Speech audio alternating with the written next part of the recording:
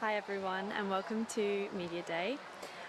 We are here with Emerson, Nikki, and we are here with Coach Carlos as well. So we're here ahead of main draw and I will ask the first question and then I'll open to the floor. So, how did you feel when you got the news that you'd be competing at your home slam? I was pretty shocked. I was pretty excited. I wasn't really expecting a wild card because there were so many good girls. So I was just hoping for the best. But yeah, I was really excited and just overwhelmed. Yeah. And how do you feel about performing in front of a home crowd? It's always exciting to me, like even last year with juniors at AO and with qualies last year, I was really excited to play in front of the crowd because it's always great, yeah. I'll open to the floor. You make of your draw, it's a pretty tough one first up.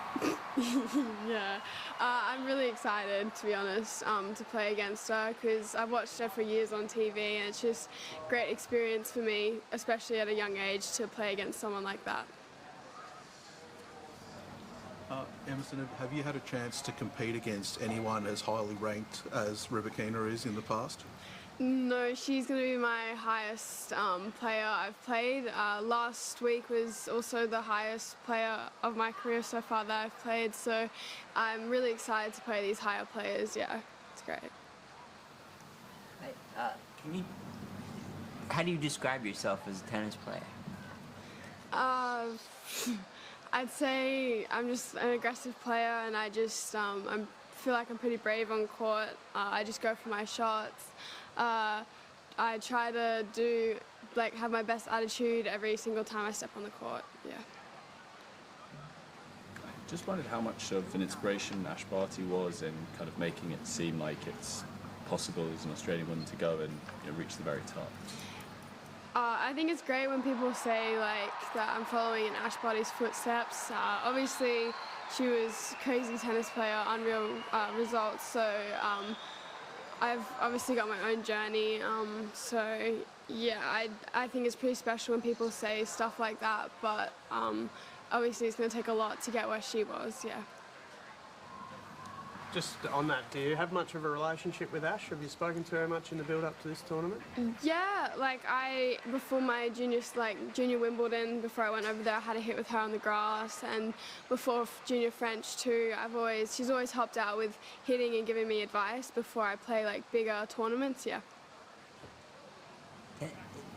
Tennis is a little weird in that girls sort of get thrust into the big time very early. I'm sort of curious, how do you balance, wanting to go quickly, but also you mentioned you're on your own journey and sort of understanding the process, and I don't know if Coach, you wanted to chime in on that process as well, and sort of where it all fits in.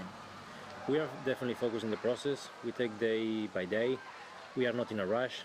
We are here to learn, to have fun, to compete, to try to win, but we are aware we are 16 years old and we have a lot to learn. And I think we are going to definitely keep focused on that and training hard. She trained very hard, and that is one of her best skills as well, and a great ingredient to have for the future. And the rest, it will just come alone.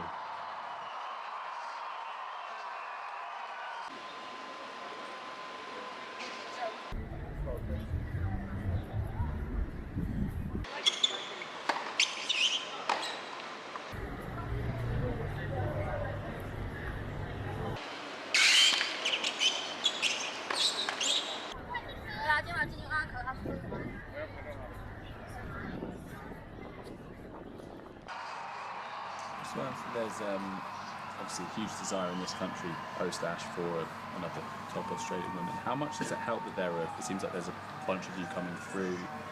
Do you interact a lot? Do you kind of help support each other? Yeah, well, there are a lot of girls in Australia who are doing really well right now in the women's, and they are young, so we all just, Maya Joint, I train at the same place as her. We all just, Talia Gibson, so yeah, we all just hit with each other, and yeah, I think it's pretty good to play with those types of girls who are also trying to break through. You mentioned earlier that you bit overcome when you found out you were in the main draw. How do you think it will be on game day when you're out in front of the crowd, and how do you prepare yourself for being on that stage? To be honest, I just focus as soon as I get on court. I just focus on what I need to do. I don't think about the opponent or like how big the crowd is. I just need to focus on my game and hopefully play my best tennis. Yeah.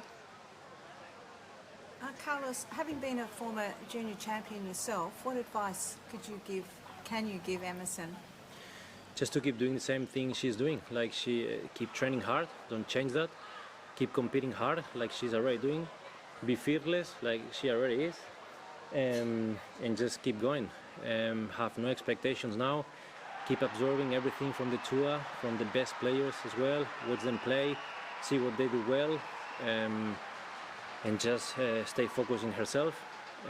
I think we have a great team around us, and we are doing things very well. We want to create a strong fundamentals, and like I said, the rest will just come whenever it comes.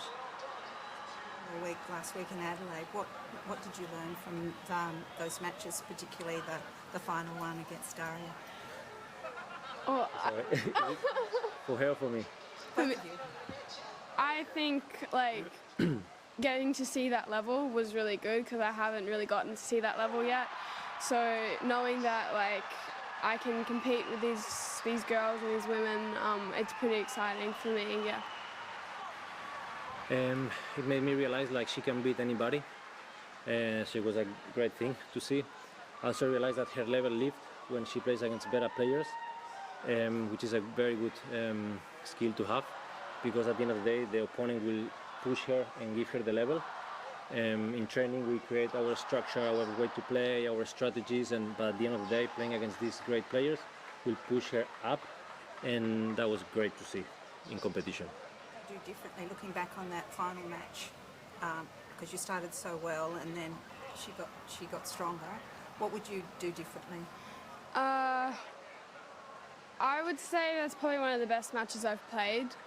So I was pretty happy with it, but doing differently, probably just go back and focus on all the important kind of little, because there were only like a few points in between us in the first set and sometimes the second set. So I think just in training, working on just competing on like the littler points. Yeah. Take a last question. Apart from Barty, any players that you look up to, any women that you look up to? I look up to Sabalenka a lot as well. I love her game and the way she plays, and just her mentality on court. I think it's really great. Hi, I'm El Ray from Blue Zone. I was wondering, what is your non-tennis related goal for 2025? My non-tennis related goal? I'd say just... I haven't really thought about that. Anything. Probably, well, I don't know, what would you say? Eating better, off court, for my tennis, but like, you know, just, I think I am trying, like, especially with Carlos pushing me to eat better before my matches and everything and just have a better breakfast. So I think learning what to eat, that will help me perform and, yeah, be healthy. And just clarify, it's not like she doesn't eat well, it's like we understand now that the level she is exposed to is demanding a lot from her, and the more we can, the better fuel we can put to her body, the better, but it's just the basics. Thank you, everyone. We'll leave it there today. Thank you.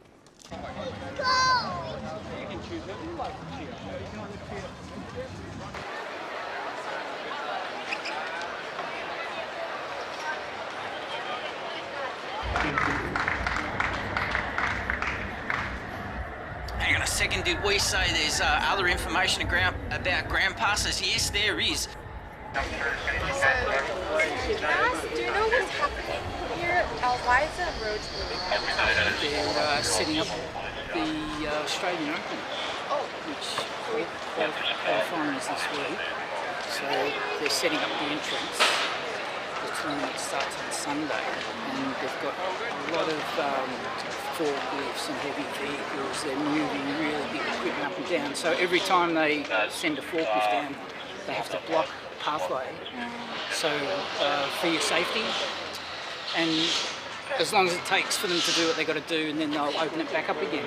And you can walk straight down to the tram, and you can catch the tram to Richmond Station or back into the city. Yeah. So we're actually going to Australian Open. So do you know how long like Here you go. Oh, yeah. What does it go down? Yeah. Oh, Good luck. All the best.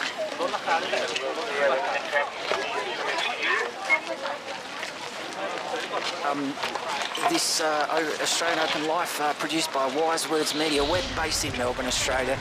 We are experts on all things Melbourne Park and all things Australian Open 2025. Bringing you the sights, sounds, summer of tennis. Thanks for listening. Thanks for watching whatever I'm playing over the top of this audio-only radio-style commentary. You're listening to The Bloke Who Walks. Thanks for listening, thanks for watching, and we'll chat to you soon. Bye for now.